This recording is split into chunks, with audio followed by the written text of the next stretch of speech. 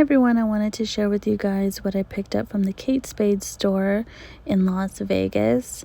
They were really nice and they packaged everything really nicely, so let me show you what I got.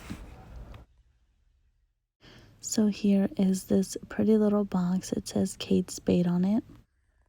I love how they wrapped up everything so nicely with the tissue paper, like a little gift. And here is the cute little dust bag. Here are my beautiful dragonfly earrings. Right when I saw them, I said I have to have them. And they were nice enough to let me try them on. Something about them just drew me to them. Just the fact that I wanted something different, something I don't normally have. And I tried them on and I fell in love. And they just, something about them is different. I love the yellow. I don't have like any kind of yellow earrings, so those are the earrings that I picked up. Let me know what you guys think. Like, subscribe, and comment. It means the world.